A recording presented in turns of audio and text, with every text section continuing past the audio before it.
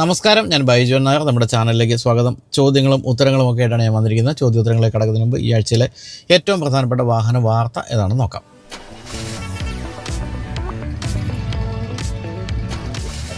Skoda എന്നുള്ള വാഹന നിർമ്മാതാവ് അങ്ങനെ വലിയ സ്പോർട്സ് കാറുകളൊന്നും നിർമ്മിച്ച ചരിത്രമുള്ള ഒരു കമ്പനിയല്ല. പക്ഷേ ഒക്ടേവിയ RS എന്നുള്ള ആ ഒരു വാഹനം, റാലി സ്പോർട്ട് എന്നാണ് RS എന്നുള്ളതിൻ്റെ ഫുൾ ഫോം. അപ്പോൾ ഒക്ടേവിയ RS എന്നുള്ള വാഹനം ഇന്ത്യയിലും നല്ല ലോകത്തിൽ എവിടെ പോയാലും ഏറ്റവും മികച്ച ഒരു സ്പോർട്സ് കാറായിട്ടാണ് ഗണിക്കപ്പെടുന്നത്. നമുക്ക് അല്ലെങ്കിൽ തന്നെ ഏറ്റവും അധികം ഇഷ്ടമുള്ള ഒരു വാഹനമായിരുന്നു ഒക്ടേവിയാണ് ഇന്ത്യയിൽ എന്താണ് യൂറോപ്യൻ വാഹന നിർമ്മാണ കമ്പനികളുടെ ഒരു ഗുണനിലവാരം എന്ന് നമുക്ക് കാണിച്ചു തന്നൊരു വാഹനം. വളരെ മികച്ച പെട്രോൾ എഞ്ചിനും ഡീസൽ എഞ്ചിനും ഒക്കെ ആയിട്ട് വന്ന ഒക്ടേവിയ ആ കാലത്ത് വലിയ ഹിറ്റായിരുന്നു. നമ്മുടെ വലിയ പണക്കാരൊക്കെ ഉപയോഗിച്ചുകൊണ്ടിരുന്നത് ആ കാലത്ത് ഒക്ടേവിയാണ്. പിന്നീടാണ് അവരൊക്കെ ബെൻസിലേക്കൊക്കെ മാറിയെന്ന് വേണമെങ്കിൽ പറയാം. എന്തായാലും ഒക്ടേവിയ RS എന്ന് പറയുന്നത് 4 ജനറേഷനായിട്ട് തുടരുന്ന ഒരു വാഹനമാണ്. ഒക്ടേവിയയുടെ ഏതാണ്ട് അതേ രൂപം തന്നെയാണ് RSനുള്ളെങ്കിലും കുറച്ച് മാറ്റങ്ങളൊക്കെ ഉണ്ടെങ്കിൽ പോലും ഏതാണ്ട് ബേസിക് രൂപം അത് തന്നെയാണെങ്കിലും വളരെ പവർഫുള്ളായിട്ടുള്ള എഞ്ചിനാണ് ഈ വാഹനത്തെ ശ്രദ്ധേയമാക്കുന്നത്. തന്നെയുമല്ല, സ്കോഡയുടെ പെട്രോൾ എഞ്ചിനുകളുടെ ഒരു സുഖമുണ്ടല്ലോ, വളരെ സ്മൂത്തായിട്ടുള്ള ആ ഒരു ആക്സിലറേഷനും എല്ലാം നമുക്ക് RSനെ ഏറ്റവും ജനപ്രിയമാക്കി മാറ്റുന്നുണ്ട്. എന്തായാലും ഇന്ത്യയിൽ RS നിർമ്മിക്കപ്പെടുന്നില്ല, അല്ലെങ്കിൽ അസംബിൾ ചെയ്യപ്പെടുന്ന പോലുമില്ല. അടുത്ത കാലത്ത് നമ്മൾ കണ്ടിരുന്നു ഫോക്സ്വാഗണിൻ്റെ ഏറ്റവും മികച്ച വാഹനങ്ങളൊന്നായ ഗോൾഫിൻ്റെ GT എന്ന മോഡൽ ഇവിടെ വന്നത്. അപ്പോൾ ആ ഒരു വാഹനം വന്നത് വളരെ ലിമിറ്റഡുള്ള നമ്പേഴ്സ് ഇറക്കുമതി ചെയ്തതാണ്. അതുപോലെ RSൻ്റെയും ഒക്ടേവിയ RSൻ്റെയും ഏതാനും യൂണിറ്റുകൾ ഇന്ത്യയിലേക്ക് വരികയാണ്. വെറും 100 യൂണിറ്റുകൾ മാത്രമാണ് ഇത്തവണ ഇന്ത്യയിലെത്തുന്നത്. എന്തായാലും വളരെ കാലമായിട്ട് ഇന്ത്യയിൽ ഒക്ടേവിയ RS ഉണ്ട്. പല ജനറേഷനുകളും ഇന്ത്യയിൽ വന്നു കഴിഞ്ഞു. അതുകൊണ്ട് തന്നെ വളരെ പ്രധാനപ്പെട്ട ഒരു ലോഞ്ചായിട്ടാണ് നമുക്കിതിനെ കാണേണ്ടത്. മറ്റൊരു കാര്യമുള്ളത്, ഇന്ത്യയിൽ സ്കോഡ കാല് കുത്തിയിട്ട് അല്ലെങ്കിൽ ടയർ കുത്തിയിട്ട് 25 വർഷം പൂർത്തിയാകുന്നു എന്നുള്ള കാര്യമാണ്. അപ്പം സ്കോഡയുടെ ഇന്ത്യക്കുള്ളൊരു സിൽവർ ജൂബിലി സമ്മാനമായിട്ട് വേണമെങ്കിൽ നമുക്ക് ഈ ഒരു വാഹനം ഇന്ത്യയിലേക്ക് വരുന്നതിനെ കണക്കാക്കുകയും ചെയ്യാം. അപ്പോൾ ഞാൻ പറഞ്ഞ പോലെ 4th ജനറേഷൻ ഒക്ടേവിയ RS ആണ് ഇപ്പോൾ ഇന്ത്യയിലേക്ക് വരാൻ പോകുന്നത്. കഴിഞ്ഞ ജനറേഷനിൽ പെടുന്ന ഒക്ടേവിയ RS 2023 വിൽപ്പന നിർത്തിയത്, ഇന്ത്യയിൽ വിൽപ്പന നിർത്തിയത്. അതിനുശേഷം 2 വർഷമായിട്ട് ഒക്ടേവിയ RS ഇന്ത്യയിൽ ഉണ്ടായിരുന്നില്ല. അതിപ്പോൾ തിരിച്ചു വരികയാണ്.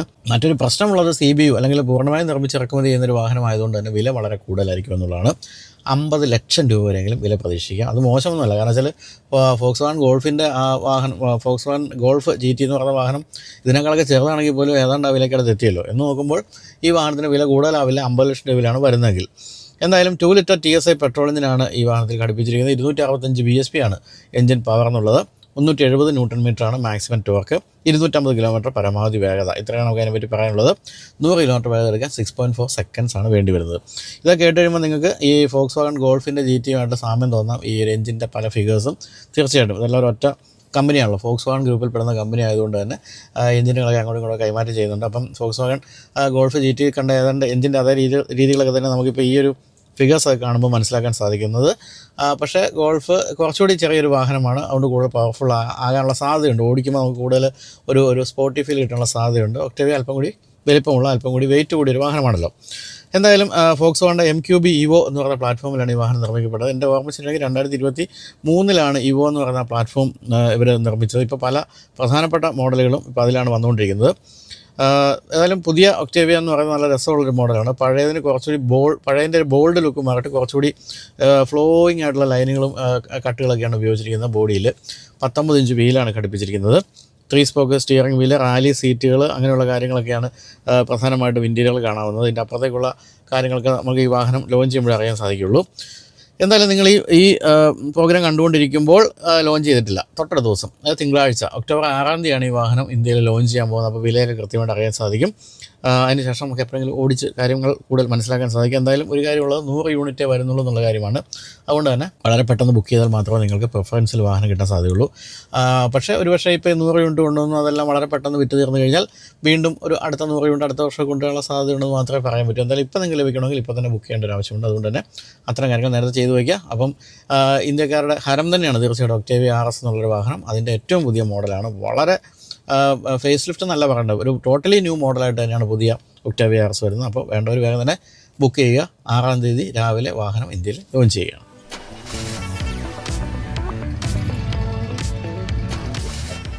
ഇനി നമുക്ക് ഈ ആഴ്ചയിലെ ആദ്യത്തെ ചോദ്യത്തിലേക്ക് കിടക്കാം. ആദ്യത്തെ ചോദ്യം അയച്ചിരിക്കുന്നത് സൗമിനി രാജശേഖരനാണ്, കുണ്ടറയിൽ നിന്നും, കൊല്ലം.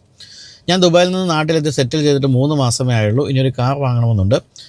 ജർമ്മനിയിൽ പഠിക്കുന്ന മകൻ പറയുന്നത് സിട്രോൺ എടുക്കാനാണ്. സിട്രോൺ ബസാൾട്ടാണ് അവൻ്റെ സജഷൻ എന്ന് പറയുന്നത്. ഇപ്പോൾ ബസാൾട്ട് X എന്നൊരു മോഡൽ വന്നല്ലോ, അതിനെക്കുറിച്ചുള്ള അഭിപ്രായം എന്താണെന്നാണ് ചോദിച്ചിരിക്കുന്നത്.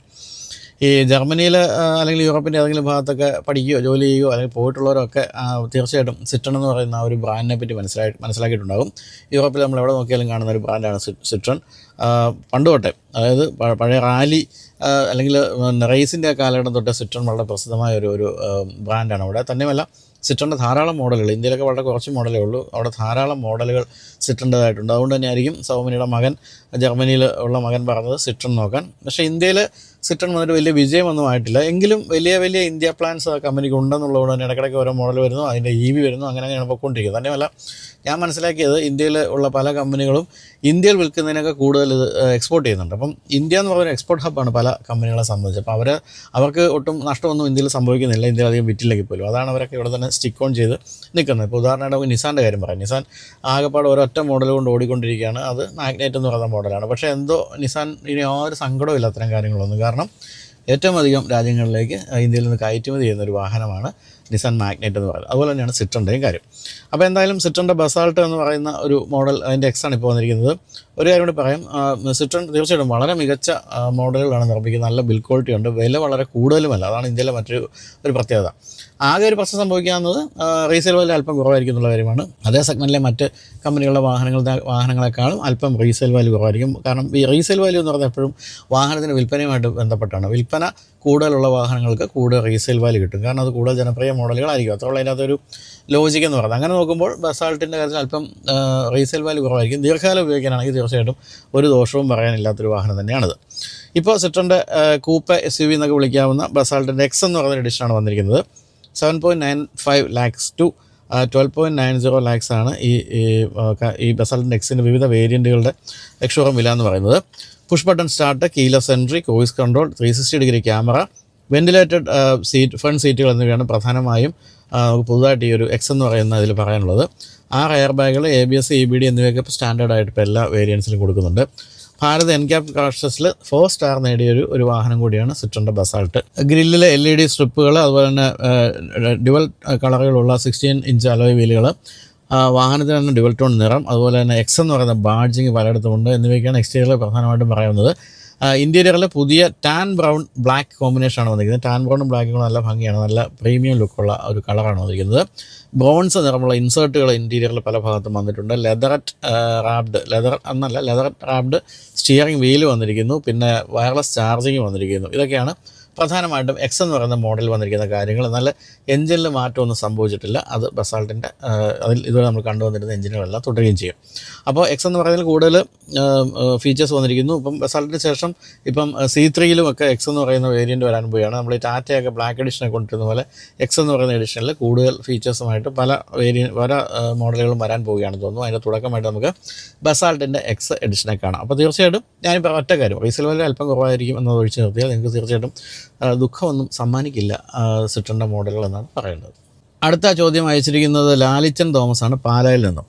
ഞാൻ വിദേശത്താണ്, എൻ്റെ ഭാര്യയ്ക്ക് നാട്ടിൽ ഉപയോഗിക്കാൻ ഒരു റെനോ കിഡ് വാങ്ങണമെന്നുണ്ട്. കിഡിന് രൂപമാറ്റം വരാനുള്ള സാധ്യതയുണ്ടോ? പുതിയ റെനോ കൈഗർ ഫേസ് ലിഫ്റ്റ് ഇപ്പോൾ കാണുമ്പോൾ നല്ല രസമായിട്ടുണ്ട്. കിഡിനും ആ മാറ്റം പ്രതീക്ഷിക്കാമോ എന്നാണ് ചോദിച്ചിരിക്കുന്നത്. തീർച്ചയായിട്ടും പ്രതീക്ഷിക്കാം. റെനോ എന്ന കമ്പനി തന്നെ വലിയൊരു ഫേസ് ലിഫ്റ്റിന് ഒരുങ്ങിയാണ്. അപ്പോൾ അതുകൊണ്ട് ഈ ഒരു മോഡലുകൾക്കെല്ലാം മാറ്റം വന്നുകൊണ്ടിരിക്കുകയാണ്. തന്നെ ഏറ്റവും പുതിയ റെനോ ഡസ്റ്റർ വരാൻ പോകുന്നു, പിന്നെ EVകളൊക്കെ വരാൻ പോകുന്നുണ്ട്. അപ്പോൾ ആ രീതിയിലേക്ക് ഒരു വലിയ മാറ്റം വന്നുകൊണ്ടിരിക്കുകയാണ്. അപ്പോൾ അതിൻ്റെ ഭാഗമായിട്ടാണ് ഏറ്റവും പുതിയ ഈ ഒരു കൈഗർ വന്നത്. കൈഗറിൻ്റെ കാര്യത്തിൽ എനിക്കും വളരെ ഇഷ്ടപ്പെട്ടു. നല്ല രസമായിട്ടുണ്ട് കൈഗറിൽ വന്നിരിക്കുന്ന മാറ്റങ്ങൾ. വലിയ മാറ്റങ്ങളല്ല, പക്ഷേ വന്ന മാറ്റങ്ങളെല്ലാം കിടിലനായിട്ടുണ്ടെന്നാണ് പറയേണ്ടത്. അതുപോലെ തന്നെയാണ് ഇപ്പോൾ ഡസ്റ്ററിലല്ലോ കിഡിൻ്റെ കാര്യത്തിലും വലിയ മാറ്റം തന്നെയാണ് വരുന്നത്. കിഡിൻ്റെ ഈ ഒരു ഫേസ് ലിഫ്റ്റ് ചെയ്ത രൂപ ഇപ്പോൾ ഇന്ത്യയിൽ പല സ്ഥലത്തും ടെസ്റ്റ് ഡ്രൈവ് നടന്നുകൊണ്ടിരിക്കുകയാണ്. 2 മാസത്തിനുള്ളിൽ തന്നെ ലോഞ്ച് ചെയ്യുമെന്നാണ് കേൾക്കുന്നത്. എന്തൊക്കെയാണ് മാറ്റങ്ങളെന്നുള്ളത് നമ്മൾ ഈ ഓട്ടോമൊബൈൽ പപ്പരാസികൾ പറഞ്ഞു തരുന്നത് എന്താ വെച്ചാൽ മറ്റു കാര്യം കൂടെ ഉണ്ട്. 2019-ലാണ് ലാസ്റ്റ് ഫേസ് ലിഫ്റ്റ് വന്നത്. അതിനുശേഷം 6 വർഷമായിട്ട് മാറ്റമൊന്നുമില്ല. കിഡിന് വിൽപ്പനയും വളരെ കുറവാണ് ഇപ്പോൾ കിഡിൻ്റെ കാര്യത്തിൽ. അപ്പോൾ ഇപ്പോൾ വന്നിരിക്കുന്ന പ്രധാന മാറ്റങ്ങളിൽ ഒന്ന് വൈ ഷേപ്ഡ് ഒരു ഡാറ്റ റണ്ണിംഗ് ലാമ്പ് ഒന്നുള്ളതാണ്. അതിന് മുൻഭാഗത്തിന് പാടെ ആ രൂപം തന്നെ മാറ്റിക്കളഞ്ഞിരിക്കുന്നത്. വരാൻ പോകുന്ന റെനോ ഡസ്റ്ററിൻ്റെ DRLന് സമാനമായ ഒരു കാര്യമാണ് ഈ വൈ ഷേപ്പ് ഉള്ളത്. പുതിയ ബമ്പർ, അതുപോലെ തന്നെ പെൻറ്റഗോണൽ ഹാലജൻ ഹെഡ് ലാമ്പുകൾ എന്നിവയൊക്കെ ഈ ഡാസിയയുടെ സ്പ്രിങ് EV എന്ന് പറയുന്നൊരു പുതിയ EV ഇറങ്ങിയിട്ടുണ്ട് യൂറോപ്പിൽ. അതിന് സമാനമായിട്ടാണ് പറയേണ്ടത്.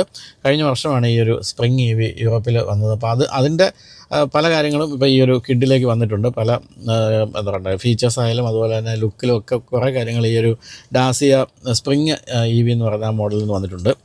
പച്ചക്കാഴ്ചയിലും സ്പ്രിങ്ങുമായിട്ട് നല്ല സാമ്യം ഉണ്ടാകാനാണ് സാധ്യത. ഉള്ളിലെ പുതിയ വലിയ 10-inch ഇൻഫർടൈൻമെൻറ്റ് ടച്ച് സ്ക്രീൻ ഉണ്ടാകും. പുതിയ സ്റ്റിയറിംഗ് വീല്, അതുപോലെ തന്നെ പുതിയ ഇൻസ്ട്രുമെൻറ്റ് ക്ലസ്റ്റർ എന്നിവയും പ്രതീക്ഷിക്കാം. 6 എയർ ബാഗുകൾ സ്റ്റാൻഡേർഡായിട്ടുണ്ടാകും. എഞ്ചിൻ 1 ലിറ്റർ പെട്രോൾ എഞ്ചിൻ തന്നെയാണ്, അത് തുടരും, സംശയമൊന്നുമില്ല. 68 bhp എഞ്ചിനാണിത്. അതുപോലെ തന്നെ മാനുവൽ, പിന്നെ AMT ഗിയർ ബോക്സുകളുണ്ടാകും. വലിയ താമസമില്ലാതെ ഈ ഒരു വാഹനത്തിൻ്റെ കിഡിൻ്റെ EV മോഡലും പ്രതീക്ഷിക്കാമെന്നാണ് പറയുന്നത്. അപ്പോൾ 2 മാസത്തിനുള്ളിൽ ഫേസ് ലിഫ്റ്റ് വരുന്നു, അതിൻ്റെ പിന്നാലെ EV വരുന്നു. ആ EV എന്ന് പറയുന്നത് സ്പ്രിംഗ് എന്ന് പറയുന്ന EVക്ക് സമാനമായിട്ടായിരിക്കും, പക്ഷേ അത് തന്നെയായിരിക്കും വരാൻ പോകുന്നത് തോന്നുന്നു. കാഴ്ചയിലൊക്കെ കിഡോട് ഒത്തിരി സാമ്യമുള്ള ഒരു മോഡലാണ് പണ്ട് തൊട്ടേ ഇത്. അപ്പോൾ അതുകൊണ്ട് ആ ഒരു മാറ്റം തീർച്ചയായിട്ടും ഈ ഒരു വാഹനത്തിൽ വരുന്നുണ്ട്. 2 മാസത്തിനുള്ളിൽ നമുക്ക് മാറ്റം പ്രതീക്ഷിക്കാം. അപ്പോൾ നമുക്കിനി ഈ ആഴ്ചയിലെ കാർ കൗതുക വാർത്തയിലേക്ക് പോകാം.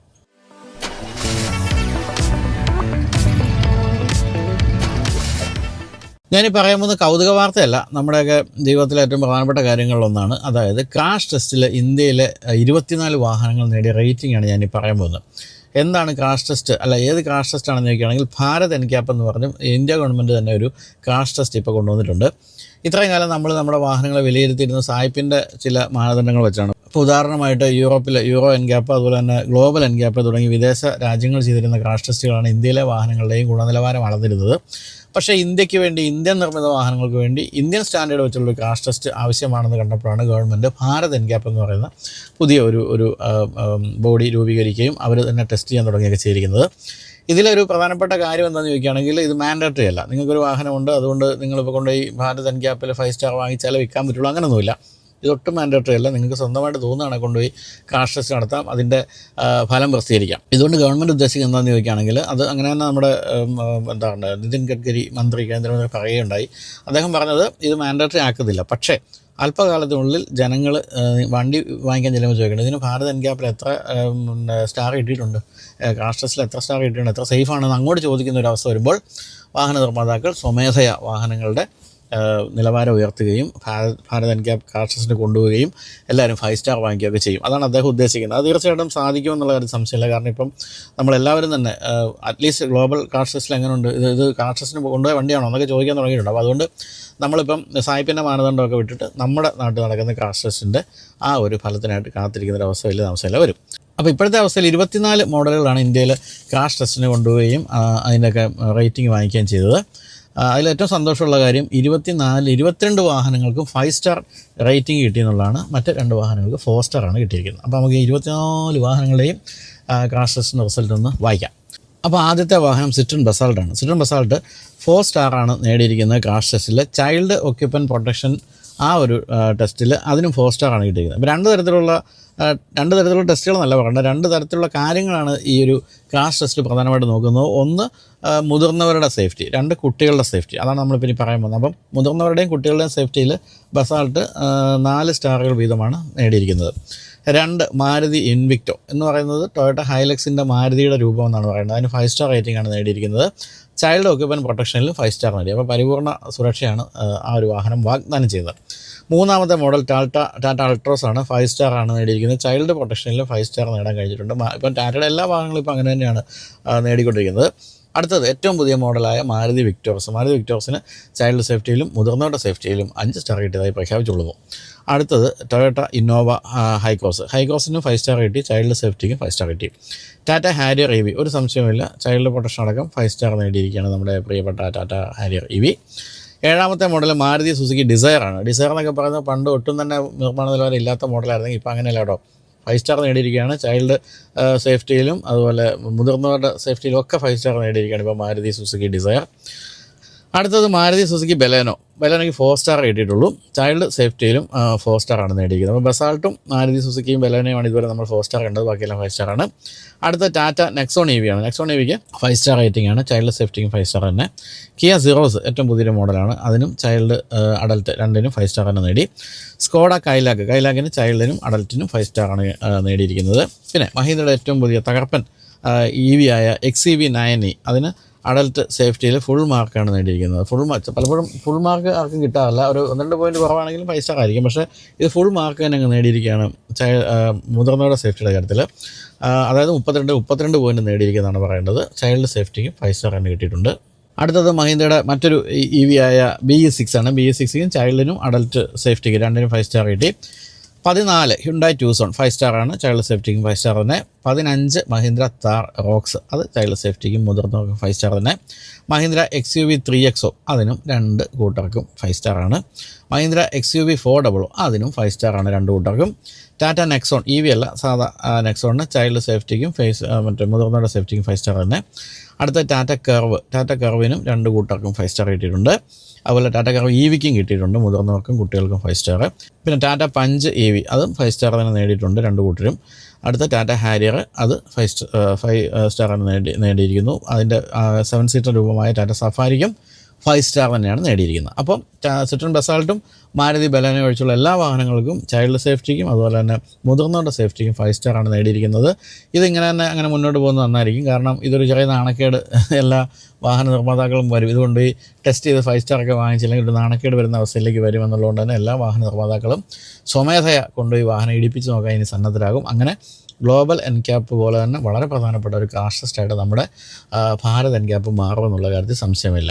തീർച്ചയായിട്ടും ആ കാര്യത്തിൽ എനിക്കൊരു അഭിമാനം പോലും തോന്നുന്നുണ്ട്. കാരണം ലോകത്തിലെ വളരെ വികസിത രാജ്യങ്ങൾ പലരും സ്വന്തമായിട്ടൊന്നും കാഷ് ടെസ്റ്റ് ഒന്നും നടത്താറില്ല. പക്ഷേ നമ്മുടെ രാജ്യം അതും കൂടെ നേടിയിരിക്കുകയാണ്. അപ്പം ഭാരത് എൻക്യാപ്പ് അതുപോലെ തന്നെ ഗ്ലോബൽ എൻക്യാപ്പ് പിന്നെ യൂറോ എൻക്യാപ്പ് എന്നൊക്കെ പറയുന്ന ഒരേ നിലവാരത്തിലുള്ള വലിയ കാഷ് ടെസ്റ്റുകളായിട്ട് മാറട്ടെ എന്ന് പ്രാർത്ഥിക്കുന്നു. അപ്പോൾ ഇനി നമുക്ക് പറയാനുള്ളത് പോപ്പുലർ ഹുണ്ടായെ പറ്റിയാണ്. പോപ്പുലർ ഹുണ്ടായി ഇന്ത്യയിലെ ഏറ്റവും വലിയ ഹുണ്ടായി ഡീലർഷിപ്പാണ്. കേരളത്തിൽ അങ്ങോളം ഇങ്ങോളം 35 സർവീസ് സെൻറ്റേഴ്സും 35 സെയിൽസ് സെൻറ്റേഴ്സും ഉണ്ട് പോപ്പുലർ ഹുണ്ടായിക്ക്.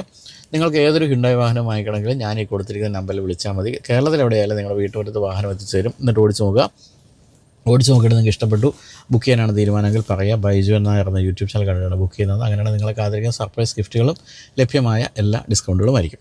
എൻ്റെ ഒരു അഭിപ്രായത്തിൽ നിങ്ങൾ ഹ്യുണ്ടായി ക്രെറ്റ EV ഒന്ന് ഓടിച്ച് നോക്കണം.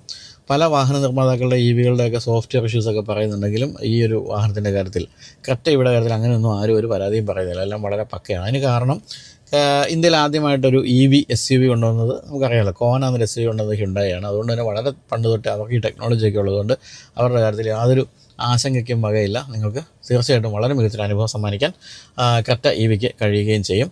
പിന്നെ ഇപ്പോൾ മറ്റ് വാഹനങ്ങളുടെ കാര്യം മോഡലുകളുടെ കാര്യമൊക്കെ നോക്കിയാൽ എല്ലാത്തിനും GST ഒക്കെ കുറഞ്ഞിട്ട് അല്പമൊക്കെ വില കുറഞ്ഞ് വന്നിട്ടുണ്ട്. അപ്പോൾ ഹ്യുണ്ടായുടെ ഏത് വാഹനം വേണമെങ്കിലും ഞാൻ ഈ കൊടുത്തിട്ട് നമ്പർ വിളിച്ചാൽ നിങ്ങൾക്ക് ഓടിക്കാൻ ലഭിക്കുന്നതായിരിക്കും.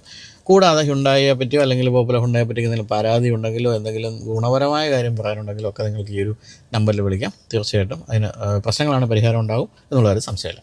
പിന്നെ എങ്ങനെയൊക്കെയാണ് ഈ ചോദ്യോത്തര വീഡിയോയിലേക്ക് ചോദ്യങ്ങൾ അയക്കേണ്ടതെന്ന് വെച്ചാൽ 2 തരത്തിലേക്ക്. ഒന്ന് baijuannair@gmail.com എന്ന ഇമെയിലിലേക്ക് അയക്കാം, baijuannair എന്ന ഇൻസ്റ്റാഗ്രാം പേജിലേക്ക് അയക്കാം, baijuannair official എന്ന ഫേസ്ബുക്ക് പേജിലേക്ക് അയക്കാം. കൂടാതെ ഈ ഒരു വീഡിയോയുടെ താഴെ കമൻറ്റുകളായിട്ട് ചോദ്യങ്ങൾ അയക്കാം. തിരഞ്ഞെടുത്ത ചോദ്യങ്ങൾക്ക് ഉത്തരം തരുന്നതായിരിക്കും.